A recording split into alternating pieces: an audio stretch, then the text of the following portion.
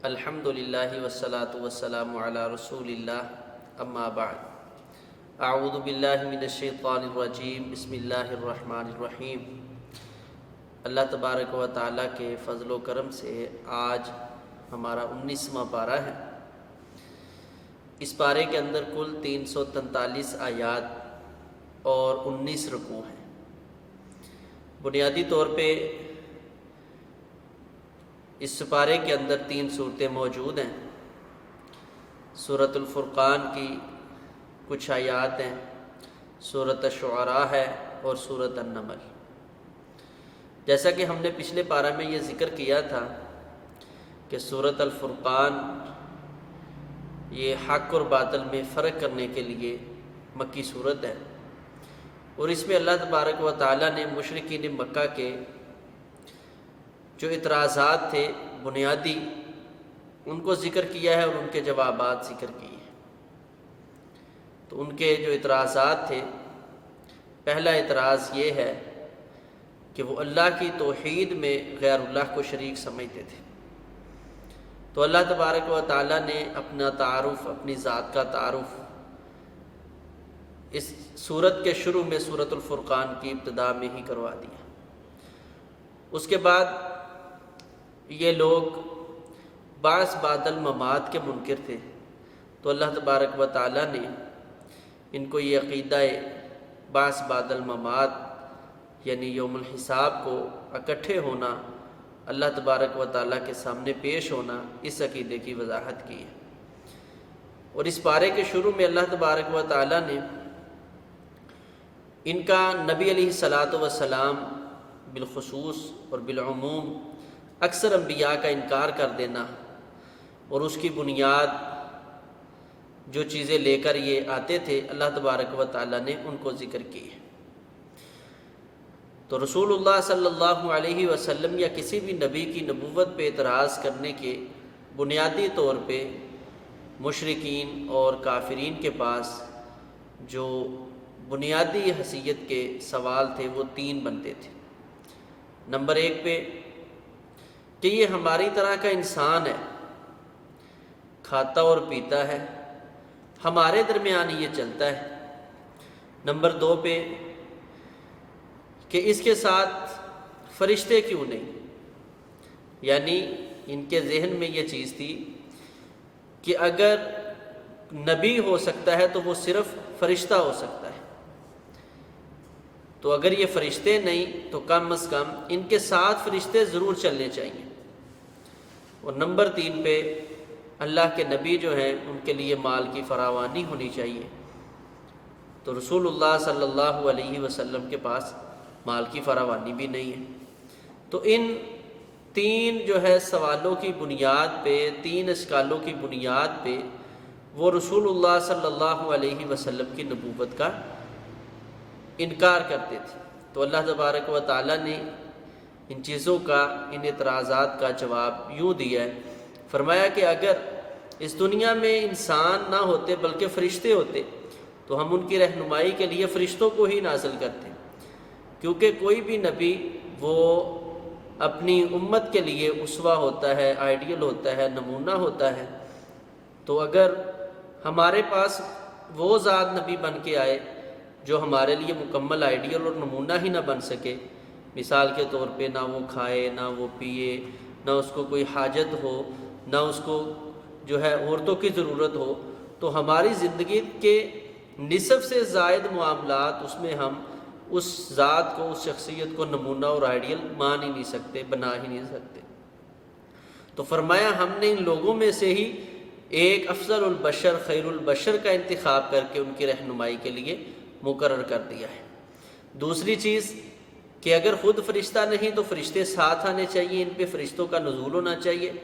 تو فرمایا یہ ہمارے فرشتوں کا نزول ہو جانا یہ کوئی عام بات نہیں ہے، ہاں جس دن اللہ کے یہ مقرر کردہ فرشتے نازل ہو گئے اس دن لا بشریٰ یومئذ للمجرمین، اس دن مجرموں کے لیے کوئی خوشخبری نہیں ہوگی، وہ دن انتہائی خوفناک ہوگا۔ میدان بدر دیکھ لیں، فرشتوں کا نزول ہوا ہے تو کیا حالت اور کیفیت ہے کہ مشرکین مکہ کے جو بڑے بڑے سردار اپنے آپ کو جنگجو بہادر شمار کرتے تھے وہ ایک ہی دن میں 70 کے 70 قتل کر دیے گئے، جہنم واصل کر دیے گئے۔ تو فرمایا جس دن فرشتوں کا نزول ہوگا تو پھر اس دن ان مجرموں کے لیے کوئی خوشخبری کا دن نہیں ہوگا، بلکہ یہ ان کے لیے انتہائی پریشانی کا دن ہے۔ اور نمبر 3 پہ مال کی فراوانی اور مال کی جو ہے زیادتی ہونی چاہیے، تو یہ نہ اللہ کو یہ چیز پسند ہے اور نہ ہی اللہ کے انبیاء کو یہ چیز پسند ہے۔ رسول اللہ صلی اللہ علیہ وسلم نے فرمایا لو کانت الدنیا عند اللہ جناح بعوضہ، اگر یہ ساری کی ساری دنیا اللہ تبارک و تعالیٰ کے ہاں ایک مچھر کے پر جتنی قدر رکھتی ہوتی تو میرا اللہ کبھی کسی کافر کو ایک پانی کا گھونٹ بھی نہ دیتا۔ تو جب اللہ کو یہ چیز اچھی نہیں لگتی، یہ دنیا جو ہے یہ ایک عام حیثیت کی مالک صرف ایک گزارے کی چیز ہے، تو جو والآخرۃ خیر وابقیٰ، جو بہترین اور ہمیشہ رہنے والی زندگی ہے،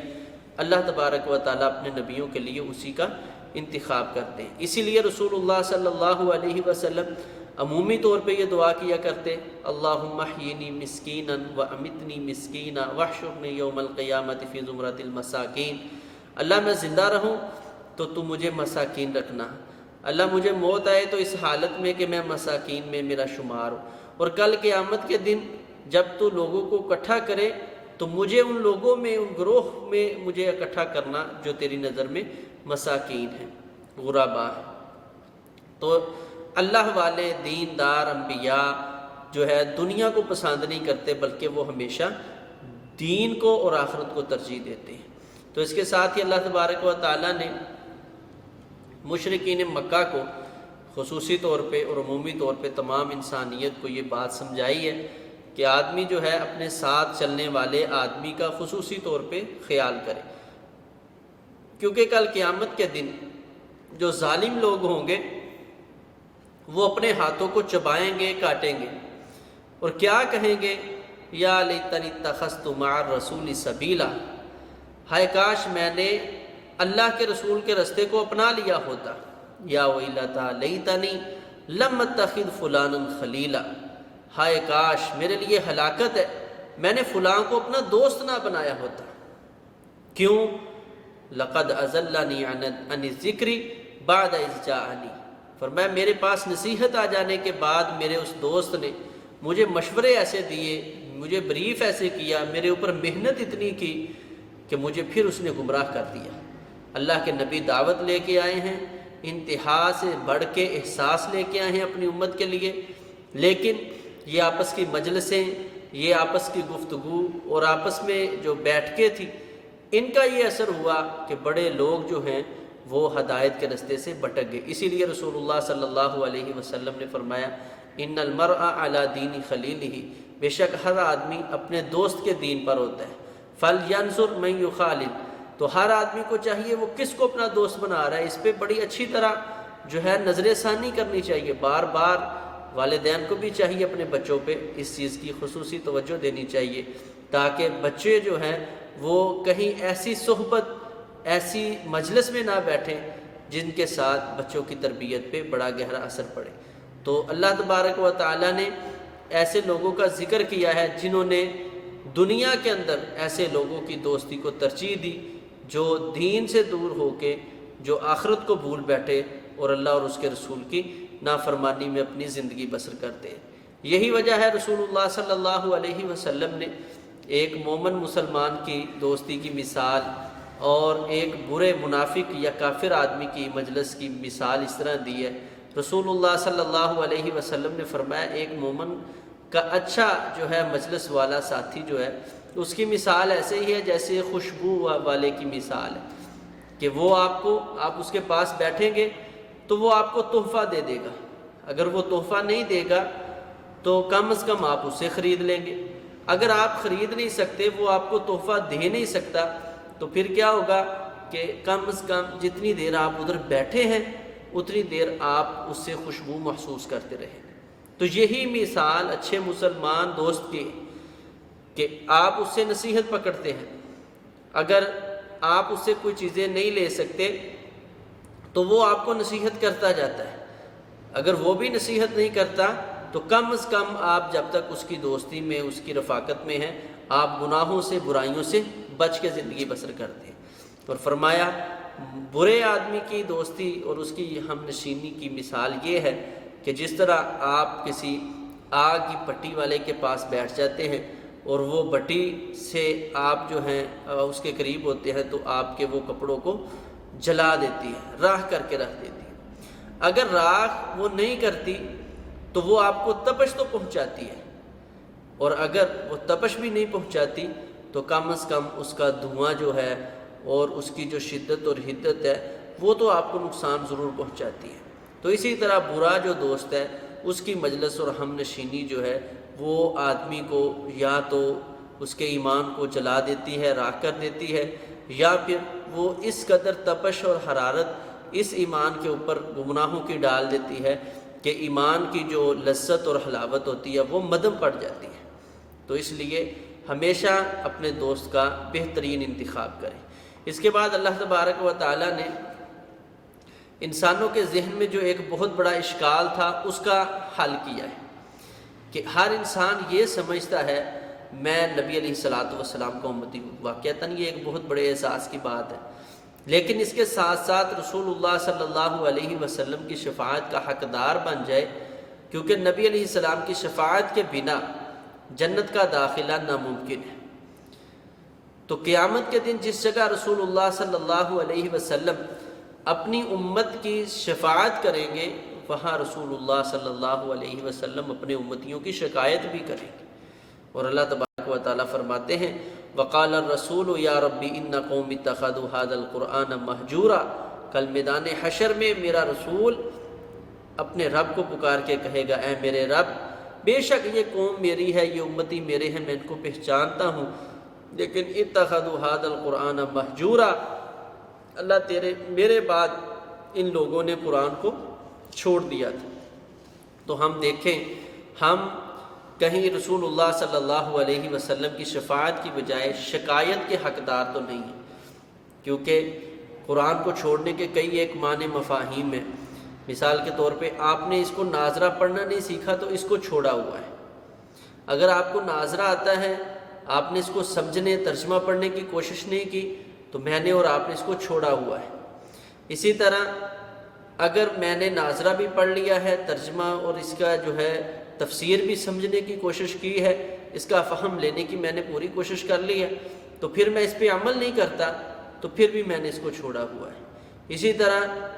اگر میں اس کو آگے نہیں پہنچاتا تو یہ بھی میں نے اس کو چھوڑا ہوا ہے۔ اور نمبر 5 پہ اس کتاب پہ جو سب سے پہلا حق ہے وہ ایمان۔ یہ 5 چیزیں جو ہیں اس چیز میں آتی ہیں کہ ہم نے قرآن کو کہیں چھوڑ تو نہیں دیا، صحیح معنوں میں اس پہ ایمان ہے، اس کو پڑھنے کی ہم پوری کوشش کرتے ہیں، اس کو سمجھنے کی پوری کوشش کرتے ہیں، اس پہ عمل کرنے کی پوری کوشش کرتے ہیں، اور عمل کرنے کے بعد آگے جو لوگ ہیں دوسرے لوگوں تک اس کو پہنچانے کی کوشش کرتے ہیں۔ اگر ان 5 چیزوں کے اندر کمی ہے تو پھر کہیں کل قیامت کے دن ہم ان لوگوں میں شامل نہ ہو جائیں جن کی شکایت میدان حشر میں رسول اللہ صلی اللہ علیہ وسلم اپنے رب سے لگائیں گے۔ اس کے بعد اللہ تبارک و تعالیٰ نے اپنے انبیاء کا ذکر کیا ہے، حضرت موسیٰ علیہ السلام کا ذکر کیا ہے، اور پھر اللہ تبارک و تعالیٰ نے اپنے نیک بندوں کی صفات ذکر کی ہے۔ فرمایا وعباد الرحمن الذین یمشون علی الارض ہونا، جو رحمان کے بندے ہیں، اللہ کے محبوب ترین لوگ ہیں، وہ زمین پہ چلتے ہیں بڑی نرمی کے ساتھ، آہستگی کے ساتھ چلتے ہیں، اکڑ کے نہیں چلتے، تکبر کی چال نہیں چلتے، اور بڑی جو ہے معتدل چال وہ چلتے ہیں۔ جیسے اللہ تبارک و تعالیٰ دوسرے مقام پہ فرماتے ہیں وَقْصِدْ فِي مَشْيِكَ وَاغْضُضْ مِنْ صَوْتِكَ، میانہ روی کی چال، نہ اکڑ کے چلتے ہیں، نہ انتہائی تیز بیوقوفوں کی طرح چلتے ہیں، اور نہ ہی انتہائی سست چال چلتے ہیں جو کہ کمزور، ناتواں اور جاہل آدمی کی چال ہے۔ تو اس طرح درمیانی چال جو ہے لوگوں کے ساتھ چلتے ہیں۔ اور فرمایا وَإِذَا خَاطَبَهُمُ الْجَاهِلُونَ قَالُوا سَلَامًا، جو اللہ کے بندے ہیں جب جاہلوں سے مخاطب ہوتے ہیں تو ان کو سلام کہہ دیتے ہیں۔ آج ہمارے ہاں یہ سلام کا معنی کیا ہے؟ ہم جو لفظ بولتے ہیں اچھا بھائی بات نہیں سمجھنی، اللہ تیرا بھلا کرے، میرا کام تیرے تک بات کو پہنچانا تھا۔ تو جو اللہ کے بندے ہیں وہ ضد نہیں کرتے۔ فذکر انما انت مذکر، نصیحت کیجیے، نصیحت کرنا آپ کا کام ہے، لست علیہم بمسیطر، آپ ان پہ دروغے نہیں ہیں کہ آپ ڈنڈا لے کے ان کے پیچھے نکلے اور ضد کر کے بیٹھ جائیں جی میں نے بات کی ہے تو اس کو ماننا ہی مانیں۔ بات پہنچانا لوگوں تک ہمارا حق ہے، اور پھر ان لوگوں کو یہ اس کو قبول کرے نہ کرے یہ ان لوگوں کے اوپر ہے، اس کا صلہ، اس کی جزا انہوں نے اپنے رب سے لینی ہے۔ تو فرمایا جاہل جو ہیں ان کے ساتھ پھر یہ ضدیں نہیں کرتے بلکہ ان کو جو ہے نصیحت کرتے ہیں، اگر وہ نہیں مانتے تو قالوا سلاما، ان سے اعراض کر لیتے ہیں، سلام کہہ دیتے ہیں۔ یہاں یہ بات سمجھ لیں، سلام کی بنیادی طور پہ 3 قسمیں ہیں۔ سلام تحیہ جو ملاقات کے وقت سلام ہے، اور رسول اللہ صلی اللہ علیہ وسلم نے اس سلام کو فرض قرار دیا ہے اور اس کا جواب دینا بھی فرض ہے۔ دوسرا سلام ہے سلام دعائیہ، جو ہم بطور دعا کسی پہ سلامتی کی دعا کر دیتے ہیں۔ مثال کے طور پہ کسی کو خط لکھا، میسج لکھا، پیغام بھیجا، تو اس کے شروع میں السلام علیکم ورحمۃ اللہ وبرکاتہ، تو یہ سلامتی، رحمت اور برکت کی دعا ہے، تو اس کا جواب دینا فرض اور ضروری نہیں ہے۔ اور نمبر 3 پہ یہ سلام متارکہ ہے کہ جاہلوں سے اعراض کرنے کے لیے جو ہمارے ہاں لفظ استعمال ہوتا ہے، اچھا بھی اللہ تیرا بھلا کرے، تو عربی میں اس کو سلامہ، سلامن، سلامن کہہ کے اس کو چھوڑ دیا جائے۔ تو یہاں یہ بھی بات سمجھ لیں، ہمارے یہاں عمومی طور پہ کچھ لوگ یہ کہتے ہیں جی، جن کا نظریہ یہ ہے کہ مردے شاید سنتے ہیں، ان کا جواب دیتے ہیں، تو وہ کہتے ہیں جی اگر سنتے نہیں ہیں تو آپ ان کو سلام کیوں کہتے ہیں؟ سلام تو اس کو کہا جاتا ہے جو سنتا ہے، تو سلام تحیہ اس کو کہیں گے جو سنتا ہے، اس کا جواب دینا بھی سننے والے پہ فرض ہے۔ سلام دعائیہ کے لیے سننا ضروری نہیں ہوتا، تو یہی وہ قبرستان میں جو ہم سلام کہتے ہیں، یہ دوسری قسم سلام دعائیہ سے ہے، جس کے لیے مردوں کا سننا بھی ضروری نہیں ہے اور اس کا جواب دینا بھی مردوں پہ ضروری نہیں ہے۔ اس کے بعد اللہ تبارک و تعالیٰ نے فرمایا کہ یہ زندگی کا جو ایام ہے وہ تو اس طرح گزارتے ہیں، والذین یبیتون لربہم سجدا وقیاما، رات ہوتی ہے تو اللہ کے سامنے سجدے کی حالت میں، قیام کی، رکوع کی حالت میں یہ راتوں کو بسر کر دیتے ہیں۔ اور یہ رات کی نماز اللہ تبارک و تعالیٰ نے اس کی بڑی اہمیت رکھی ہے۔ رسول اللہ صلی اللہ علیہ وسلم نے فرمایا علیکم بقیام اللیل فإنہ داب الصالحین من کان قبلکم، بھی رات کی نماز کو اپنے اوپر لازم کر لو، کیونکہ تم سے پہلے کوئی اللہ کا ولی، کوئی نیک آدمی ایسا پیدا ہی نہیں ہوا جس کا یہ طرز زندگی کے اندر یہ چیز شامل نہ ہو کہ رات کے وقت اٹھ کے اپنے رب سے عبادت نہیں کرتا تھا۔ تو ولی بنتا ہی تب ہے جب وہ تہجد گزار ہوتا ہے۔ اگر میں اور آپ یہ چاہتے ہیں کہ ہماری دعائیں قبول ہوں اور اللہ تعالیٰ کا ہمیں جو خصوصی قرب ہے وہ مل جائے، تو اس کے لیے راتوں کو بیدار ہونا ہمارے لیے ضروری ہے۔ اور نبی علیہ الصلوۃ والسلام نے فرمایا مکفرۃ للسیئات ومنہۃ للإثم، یہ ایسا عظیم عمل ہے جس کی وجہ سے، رات کی نماز پڑھنے کی وجہ سے اللہ تبارک و تعالیٰ گناہوں کو مٹا دیتے ہیں، ختم کر دیتے ہیں، اور جو برائیاں ہوتی ہیں اللہ تبارک و تعالیٰ ان کو معاشرے سے ختم کر دیتے ہیں۔ میں چاہتا ہوں میرے گھر سے گناہ ختم ہو جائے، برائیاں ختم ہو جائے، فسق و فجور مٹ جائے، تو اس کے لیے مجھے تہجد کی نماز کا اہتمام کرنا انتہائی ضروری ہے۔ اس کے بعد اللہ تبارک و تعالیٰ نے فرمایا وہ دن رات اس طرح احتیاط کے ساتھ اللہ کے قرب کے ذریعے اللہ کا قرب حاصل کرتے ہوئے گزارتے ہیں، لیکن پھر بھی والذین یقولون ربنا اصرف عنا عذاب جہنم ان عذابها کان غرام، وہ اس خوش فہمی میں نہیں رہتے ہم نے بڑی نیکیاں کر لی، وہ نیکیوں کی بھی دعا کرتے اللہ قبول کرے، اور ساتھ ساتھ اللہ سے یہ دعا ہوتی ہے اللہ عذاب جہنم سے محفوظ کر لینا، یہ انتہائی سخت عذاب ہے، انہا سات مستقرا و مقاما، اللہ یہ ٹھہرنے کے اعتبار سے بہت ہی بری جگہ ہے۔ اور فرمایا پھر اللہ کے راستے میں میرے جو بندے ہیں وہ خرچ کرتے ہیں، لیکن خرچ کرتے ہوئے بھی اسراف، حد سے تجاوز نہیں کرتے، اسراف نہیں کرتے، اور نہ ہی وہ بخیلی کرتے ہیں۔ وَكَانَ بَيْنَ ذَلِكَ قَوَامًا، درمیانی جو راہ ہے یعنی اللہ کے راستے میں میانہ روی کے ساتھ خرچ کرتے ہیں، اس کے ساتھ وہ اللہ کی ذات کے ساتھ شرک نہیں کرتے، غیر جو نفس، جو غیر حق نفس ہے یعنی کسی بھی نفس کو قتل کرنے کی کوشش نہیں کرتے، زنا نہیں کرتے، اور فرمایا اگر یہ سارے کے سارے لوگ ان میں سے میرے بندوں میں سے اگر کوئی غلطی ہو جائے، من تاب وآمن وعمل صالحا، توبہ کر لے، اللہ کی طرف رجوع کرے، صحیح معنوں میں اللہ کی ذات پہ ایمان لے آئے، نیک عمل کرے، فَأُولَٰئِكَ يُبَدِّلُ اللَّهُ سَيِّئَاتِهِمْ حَسَنَاتٍ، میں اللہ پھر اپنے ان بندوں پہ اتنا خوش ہوتا ہوں، میں ان کی زندگی کی برائیوں کو نیکیوں میں بدل کے رکھ دیتا ہوں۔ اس کے بعد اللہ تبارک و تعالیٰ نے پھر اپنے ان بندوں کا ذکر کیا، فرمایا جھوٹی بات نہیں کرتے، جھوٹی گواہی نہیں دیتے۔ رسول اللہ صلی اللہ علیہ وسلم کے ہاں ایک مرتبہ آپ نے اپنے صحابہ سے سوال کیا تھا، میں تمہیں کبیرہ گناہوں کے بارے میں نہ بتاؤں؟ صحابہ نے فرمایا کیوں نہیں؟ آپ نے فرمایا اللہ کی ذات کے ساتھ شرک کرنا کبیرہ گناہ ہے، اور ساتھ ہی آپ نے فرمایا اس کے بعد الا وقول الزور، الا وقول الزور، ایک روایت میں الا و شہادت الزور، کہ اللہ کے رسول صلی اللہ علیہ وسلم فرما رہے ہیں جھوٹی بات جو ہے یہ شرک کے بعد بہت بڑا گناہ ہے۔ تو جھوٹی گواہی دینا، جھوٹی بات کرنا، یہ انتہائی کبیر گناہ ہے، کبیرہ گناہوں میں سے ہے۔ اللہ تبارک و تعالیٰ اس سے ہمیں محفوظ فرمائے، اور فرمائے وَإِذَا مَرُّوا بِاللَّغْوِ مَرُّوا كِرَامًا، جو اللہ والے ہوتے ہیں لغویات میں اپنے آپ کو مشغول نہیں کرتے، ان کے پاس اتنا ٹائم نہیں ہوتا کہ وہ جو ہے غلط چیزوں میں یا لغویات میں جن کا زندگی میں دنیا میں دین کا کوئی فائدہ نہیں ہے ان چیزوں میں اپنے آپ کو مصروف کرتے پھریں۔ تو غیر ضروری کاموں میں وہ اپنے آپ کو مشغول نہیں کرتے، جو عباد الرحمن ہے۔ یہ بہت بڑی کمی ہے۔ نبی علیہ الصلوۃ والسلام نے فرمایا نعمتان مغبون فیہما کثیر من الناس، دو نعمتیں بہت ہی لوگ جو ہیں اس کی نہ قدری کرتے ہیں نہ شکری کرتے ہیں، اس کو سمجھتے نہیں ہیں غنیمت کو۔ کون سی دو نعمتیں ہیں؟ فرمایا الصحۃ والفراغ، ایک فارغ وقت جب مل جاتا ہے لوگ اس کو ضائع کرنے کے در پہ ہو جاتے ہیں، اور صحت مل جاتی ہے تو انسان کو پرواہ نہیں ہوتی۔ تو یہ دو نعمتیں ایسی ہیں جس کو سنبھالنے میں اکثر لوگ غافل اور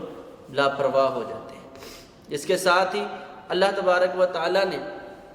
ان لوگوں کا ذکر کیا ہے کہ جو میرے بندے ہیں، جب ان کے اوپر اللہ کی آیات ذکر کی جاتی ہیں تو یہ ایسے نہیں ہے گونگے بہرے ہو کے اس آیتوں سے گزر جاتے، بلکہ غور و فکر کرتے ہیں، اللہ کے قرآن کو سمجھنے کی کوشش کرتے ہیں۔ اور فرمایا پھر اپنے رب سے دعا کرتے ہیں ربنا هب لنا من ازواجنا وذرياتنا قرۃ اعین واجعلنا للمتقین اماما، اے اللہ ہمیں اولاد وہ عطا کر، بیویاں وہ عطا کر جو ہماری آنکھوں کی ٹھنڈک ہو جائے، واجعلنا للمتقین اماما، اور اے میرے اللہ ہمیں متقین کا امام بنا دے،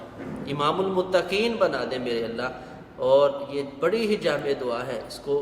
عمومی زندگی میں بھی پڑھنا چاہیے، اور اللہ تبارک و تعالیٰ نے اس کو اپنے عباد الرحمن جو اللہ کے انتہائی قریب بندے ہیں ان کی دعا کو اللہ تبارک و تعالیٰ نے یہاں پہ خصوصی طور پہ ذکر کیا ہے۔ اس کے بعد سورۃ الشعراء ہے، یہ بھی مکی ہے، اس کے اندر 227 آیات اور 11 رکوع ہے۔ شعراء یہ شاعر سے ہے، یعنی ایسے وہ افراد جو شاعرانہ کلام کرتے ہیں۔ تو رسول اللہ صلی اللہ علیہ وسلم پہ ایک بہت بڑا الزام تھا کہ نبی علیہ الصلوۃ والسلام یا تو کاہن ہیں اور یا رسول اللہ صلی اللہ علیہ وسلم شاعر ہیں۔ تو اللہ تبارک و تعالیٰ نے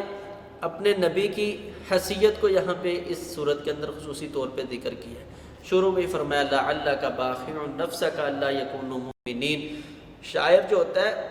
وہ تو لوگوں کو صرف باتوں باتوں پہ گھمانا جانتا ہے، حقیقت کا کوئی تعلق نہیں ہوتا شاعر کی زندگی کے ساتھ۔ تو فرمایا لیکن میرے نبی کی ذات کیا ہے، وہ تو اپنے آپ کو ختم کرنے لگا ہے۔ امید ہے، مجھے خدشہ ہے اس چیز کا کہ باخع نفسہ کا، آپ اپنے آپ کو ختم کر لیں گے، اللہ یکونوا مؤمنین، کہ یہ لوگ ایمان کیوں نہیں لا رہے۔ اتنا احساس ہے رسول اللہ صلی اللہ علیہ وسلم کو اپنے امتیوں کا۔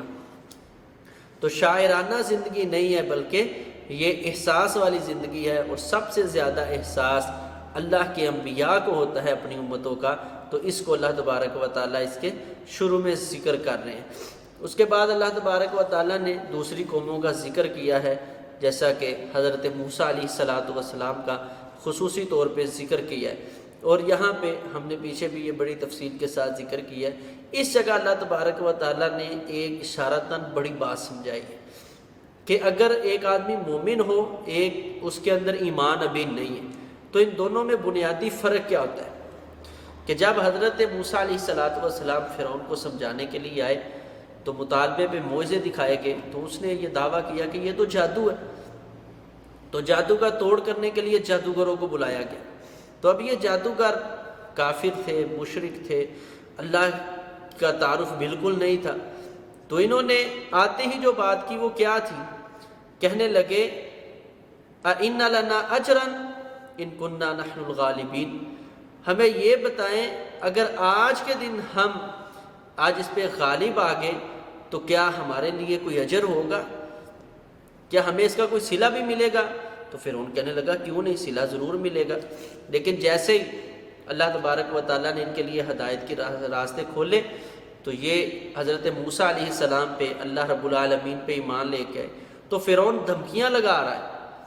تو یہ کیا کہہ رہے ہیں، قالوا لا ضیر انا الی ربنا لمنقلبون، کہتے کوئی مسئلہ ہی نہیں ہے، اب وہی انسان ہے، وہی جگہ ہے، وہی وقت ہے. لیکن پہلے خود مطالبہ کر رہے ہیں کہ بتائیں ہمیں کیا ملے گا اگر ہم جو ہیں وہ غالب آ جائیں. لیکن جیسے ہی ایمان کی دولت پاس آ گئی ہے تو پھر دنیا کے سارے متاع، دنیا کا سارا فائدہ وہ پس پشت ڈال کے اللہ کی محبت، اللہ کی قرب، اللہ کی ملاقات کو پسند کرتا ہے جس آدمی کے دل میں ایمان آ جاتا ہے. اس کے بعد اللہ تبارک و تعالیٰ نے اپنے نبی جو دیگر انبیاء ہیں ان کا ذکر کیا ہے، حضرت نوح علیہ السلام کا، حضرت ابراہیم علیہ السلام کا، حضرت ہود علیہ السلام کا، لوط اور حضرت شعیب علیہ السلام کا. اس کے بعد اللہ تبارک و تعالیٰ نے جو وحی اور کہانت ہے، کیونکہ کاہنوں کو تو یہ مشرکین مکہ بھی مانتے تھے، تو فرمایا یہ جو کاہن ہیں وَإِنَّ الشَّيَاطِينَ لَيُوحُونَ إِلَىٰ أَوْلِيَائِهِمْ، یہ تو ایک دوسرے کی طرف وحی کرتے ہیں، پیغام بھیجتے ہیں، یہ ایک دوسرے کو یہ چیزیں جو ہے وہ ذکر کرتے ہیں. اور جب کہ تم ان کی بات بالکل درست مانتے ہو، ان کی بات پہ ایمان اور یقین اور اعتماد رکھتے ہو، جبکہ اللہ کے رسول صلی اللہ علیہ وسلم کاہن نہیں ہے، جو بات ہے وہ اللہ کی وحی کے ساتھ کرتے ہیں. تو جس چیز کا الزام دے کر تم اللہ کے نبی علیہ السلام کو جھٹلا رہے ہو اور دوسری طرف وہ ان لوگوں کے اوپر بالکل ثابت آ رہی ہے، یعنی وہ کاہن ہیں تو ان کی آپ ہر بات ماننے کو تیار ہو، بلکہ ان کو اللہ کے بڑے مقرب مانتے ہو. تو جو کاہن ہیں اصل میں ان کو تم بڑی عزت دے رہے ہو، اور جو اللہ کے نبی ہیں ان کو کاہن کہہ کے تم رد کرتے جا رہے ہو. اور اس کے بعد اللہ تبارک و تعالیٰ نے جو دوسری چیز ذکر کی ہے وہ یہ ہے کہ اللہ کے رسول صلی اللہ علیہ وسلم کو شاعر کہا جاتا تھا. تو فرمایا جو شاعرانہ زندگی ہے یہ تو خیالی زندگی ہے، میرے نبی کی زندگی کوئی خیالی نہیں ہے، بلکہ اللہ کے رسول صلی اللہ علیہ وسلم کی جو زندگی ہے وہ احساس سے بھری ہوئی ہے. نمبر 2 پہ شاعرانہ زندگی جھوٹ پہ مبنی ہوتی ہے، جبکہ رسول اللہ صلی اللہ علیہ وسلم کی جو زندگی ہے وہ حقیقت پہ مبنی ہے. جو آپ نے موجودہ وقت میں پیش گوئیاں کی یا آنے والے حالات میں پیش گوئیاں کی وہ منوان اسی طرح ثابت ہوئی ہیں. اسی طرح فرمایا وَإِنَّهُمْ يَقُولُونَ مَا لَا يَفْعَلُونَ، وہ جو کچھ کہتے ہیں وہ کرتے نہیں ہیں، یعنی باتوں باتوں میں زمین و آسمان کے کلابے تو ملا دیتے ہیں لیکن کرتے وہ کچھ بھی نہیں ہیں، کرنے کے لیے ان کے پاس کچھ بھی نہیں ہوتا. جبکہ رسول اللہ صلی اللہ علیہ وسلم تو میدان جہاد ہے، میدان قتال ہے، دعوت کا میدان ہے. رسول اللہ صلی اللہ علیہ وسلم کے پاس جو ہے خیرات کا کوئی ایک نیکی کا کام رسول اللہ صلی اللہ علیہ وسلم پیچھے نہیں، بلکہ بڑھ چڑھ کے اس میں حصہ لے رہے ہیں. جس جگہ لوگوں کو دعوت دے رہے ہیں خود اللہ کے رسول صلی اللہ علیہ وسلم اپنا گھر بار چھوڑ کے ہجرت خود بھی کر رہے ہیں. تو اس چیز کو اللہ تبارک و تعالیٰ نے نبوت اور شاعرانہ زندگی کو جو مختلف انداز ہیں اس کو اس صورت کے آخر میں ذکر کیا ہے. اس کے بعد سورۃ النمل ہے، یہ بھی مکی ہے، اس کی کل 93 آیات اور اس کے 7 رکوع ہے. اللہ تبارک و تعالیٰ نے اس سورت کے اندر مشرکین مکہ کو اپنا خصوصی طور پہ تعارف کروایا ہے، اور اپنا تعارف کروانے کے لیے اللہ تبارک و تعالیٰ نے بنیادی طور پہ 2 چیزوں کو ذکر کیا ہے. 2 چیزیں اس طرح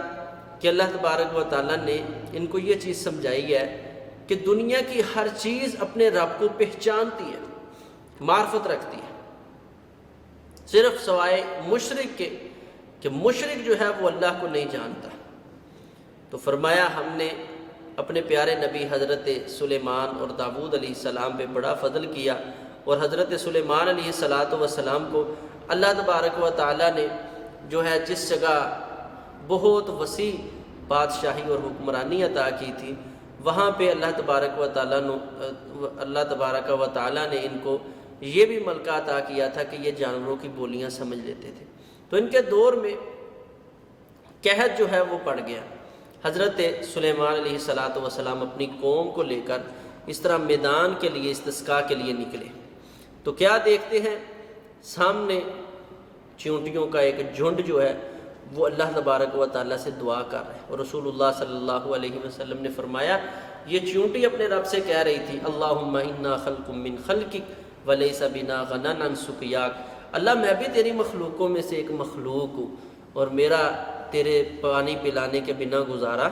نہیں ہے۔ یہ چیونٹی کا کیا حساب تھا، کیا معاملہ تھا، یہ بالکل محدود سی اللہ تعالیٰ کی مخلوق ہے۔ لیکن اب یہ چیونٹی جو ہے جب اس نے حضرت سلیمان علیہ السلام کو دیکھا تو اپنی ساری جو دیگر چیونٹیاں ہیں ان کو مخاطب کرنے لگی اور کہنے لگی یا ایھا النمل ادخلوا مساکنکم لا یحطمنکم سلیمان وجنودہ وہم لا یشعرون، فرمایا اے چیونٹیوں جلدی جلدی اپنی بلوں اپنے سوراخوں میں داخل ہو جاؤ، کہیں ایسا نہ ہو کہ سلیمان علیہ السلام اور ان کا لشکر تمہیں روند کے گزر جائے اور ان کو پتہ بھی نہ چلے۔ تو فرمایا یہ چیونٹی ہے حضرت سلیمان علیہ السلام کے دور کی ہے، اس کو بھی اگر ایک ذرہ یا ایک قطرہ پانی کی ضرورت محسوس ہوئی ہے تو اس نے بھی پکارا ہے تو اپنے رب کو پکارا ہے۔ اور اس کے ساتھ ساتھ اللہ تبارک و تعالیٰ نے اس چیز کو ذکر کیا ہے وَهُمْ لَا يَشْعُرُونَ، فرمایا چیونٹی کا بھی یہ ایمان اور عقیدہ تھا کہ انبیاء غیب کو نہیں جانتے، انبیاء سے بھی کئی چیزیں اللہ تبارک و تعالیٰ مخفی رکھ سکتے۔ جب ایک چیونٹی کا یہ عقیدہ ہے تو یہ مشرکین مکہ کا یہ عقیدہ کیسے ہو سکتا ہے کہ یہ جن پریاں، یہ بھوت، یہ لات منات عزا، یہ جو ہے اللہ کو پیارے ہوئے کوئی اللہ کے ولی یا جو ان کی طرف صرف منسوب کیے ہوئے اسماء، یہ کس طرح غیب جان سکتے ہیں؟ جب حقیقی اللہ کے نبی جو ہیں ان کے بارے میں اللہ کی مخلوق کا یہ عقیدہ ہے جو کہ خالص عقیدہ توحید اللہ نے ان کی فطرت کے اندر رکھا ہوا ہے، تو وہ کہہ رہی ہے وَهُمْ لَا يَشْعُرُونَ کہ نبی جو ہیں وہ پاس سے گزر جائیں اور ان کو شعور بھی نہیں ہوگا۔ تو فرمایا فَتَبَسَّمَ ضَاحِكًا مِّن قَوْلِهَا، حضرت سلیمان علیہ السلام اس کی بات سے مسکرا رہے تھے، اور یہ موحد عقیدہ توحید پہ زندگی بسر کرنے والی چیونٹی اللہ سے مانگ رہی ہے۔ تو حضرت سلیمان علیہ السلام نے فرمایا تھا چلو واپس چلیں، اللہ نے تمہارے مانگنے کے بنا کسی اور مخلوق کے کہنے پہ تمہیں پانی پلا دیا۔ اور جب یہ واپس پلٹے ہیں عقیدہ توحید کے ساتھ، اللہ کے سامنے کی ہوئی دعا اس قدر قبول ہوتی ہے، اللہ تبارک و تعالیٰ نے ابھی یہ سلیمان علیہ السلام واپس اپنے گروہ کو، اپنے جو ہے ساتھی نوجوان ان کو لے کے واپس پلٹ رہے تھے کہ اللہ تبارک و تعالیٰ نے موسلادھار بارش جو ہے وہ نازل کر دی۔ اس کے بعد دوسرا ذکر کیا ہے ہدہد کا۔ اللہ تبارک و تعالیٰ نے، یہ بھی بڑا تفصیلی واقعہ ہے لیکن عقیدہ توحید جس جگہ سمجھایا ہے، فرمایا کہ ایک دن جب یہ نکلے ہیں تو ہدہد اسپیشل یہ پانی تلاش کرنے کے لیے جو ہے نا پاس رکھا ہوتا تھا، تو پانی کی ضرورت پڑی، ہدہد ہے نہیں، وَتَفَقَّدَ الطَّيْرَ، حضرت سلیمان علیہ السلام نے پرندوں کی جو ہے نا حاضری لگائی اور فرمایا کیا ہو گیا ہے آج ہدہد نظر نہیں آ رہا، وہ غائب کیوں ہو گیا ہے؟ لَأُعَذِّبَنَّهُ عَذَابًا شَدِيدًا، آج میں اس کی بڑی سخت اس کو پکڑ کروں گا، آج اسے میں بڑا سخت عذاب دوں گا، یا تو پھر میں اس کو ذبح ہی کر دوں گا۔ تو حضرت سلیمان علیہ السلام ایسے باتیں کر رہے ہیں، ادھر سے یہ ہدہد آ گیا اور آ کے کیا کہنے لگا کہ فَمَكَثَ غَيْرَ بَعِيدٍ، فرمایا تھوڑا ہی ابھی وقت گزرا تھا تو اس نے کہا أَحَطْتُ بِمَا لَمْ تُحِطْ، اے پیارے سلیمان علیہ السلام آپ اللہ کے نبی ہیں لیکن آج میں وہ خبر لے کے آ گیا ہوں جس کا آپ کو علم نہیں ہے۔ یہ کون کہہ رہے ہیں؟ ہدہد کہہ رہا ہے، اللہ کی ایک مخلوق، ایک پرندہ کہہ رہا ہے۔ آج اگر ہمارے جیسا کوئی ہوتا جذباتی تو وہ تو فوراً اس بات کو ہائی لائٹ کرتا ہے جی یہ گستاخ انبیاء ہو گیا ہے، اللہ کے نبیوں کو یہ بات کہنے کی ضرورت، ان کو تو ما کان اور ما یکون ہر چیز کا علم ہوتا ہے۔ تو یہ ہدہد نے عقیدہ سمجھایا ہے، اور ہدہد کی زبانی اللہ تبارک و تعالیٰ مشرکین مکہ کو یہ عقیدہ سمجھا رہے ہیں کہ میری اس مخلوق کہ جس کی کھوپڑی جو ہے وہ ایک شٹانگ کے وزن کے برابر ہے، اور انسان یہ اس نے کوئی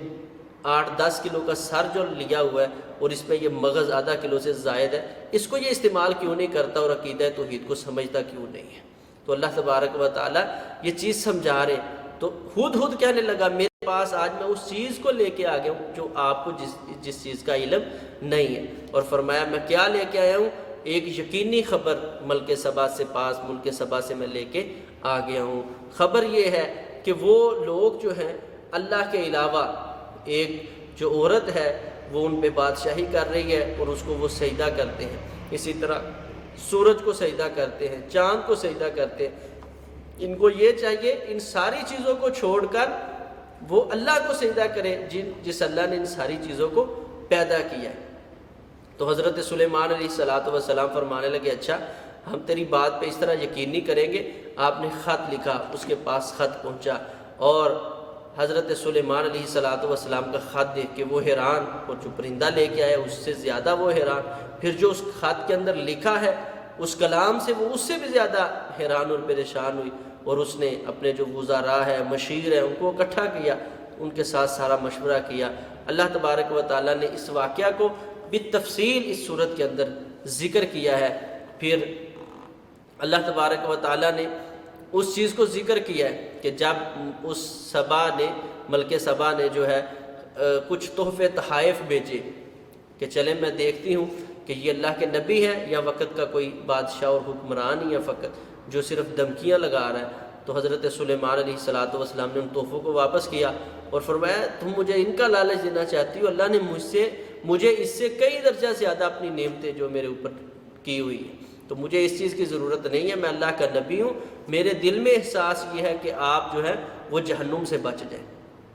میں تو آپ کی آخرت کی فکر کر رہا ہوں اور آپ دنیا کے مجھے تحفے تحائف دے رہی ہیں۔ جب یہ بات اس تک پہنچی تو پھر اب حضرت سلیمان علیہ السلام کو بھی یقین اور اعتماد ہو گیا تھا، تو اللہ تبارک و تعالیٰ کے حکم سے اب انہوں نے اپنے جو مشیر ہیں وہاں بیٹھے ان سے کہا اچھا بھی اس کا جو تخت، کیونکہ خصوصی طور پہ اس کے تخت کا ذکر ہدہد نے آ کے کیا تھا، تو فرمایا وہ اس کا تخت جو بڑا ہے، عظیم ہے، خوبصورت ہے، اس کے آنے سے پہلے اس کو ادھر لایا جائے۔ تو فرمایا ان میں سے ایک آدمی تھا، وہ کہنے لگا آپ اپنی مجلس سے اٹھ کے دوسری جگہ جائیں، وہ آپ کے پاس آ جائے، لیکن ایک ایسا شخص عندہ علم من الکتاب جس کو اللہ تبارک و تعالیٰ نے کتاب کا علم دیا ہوا تھا، اس علم کے بارے میں مفسرین کا اختلاف ہے، بہرحال راجح قول کے مطابق اس کے پاس اسم اعظم کا ورد تھا،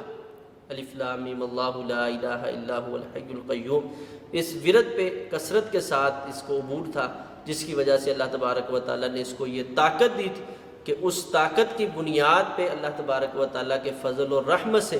اس نے حضرت سلیمان علیہ السلام کی ایک آنکھ جھپکنے کے برابر سے اس تخت کو اٹھا کے حضرت سلیمان علیہ السلام کے قدموں میں لا رکھ دیا۔ تو حضرت سلیمان علیہ السلام نے جب یہ انداز، یہ معاملہ دیکھا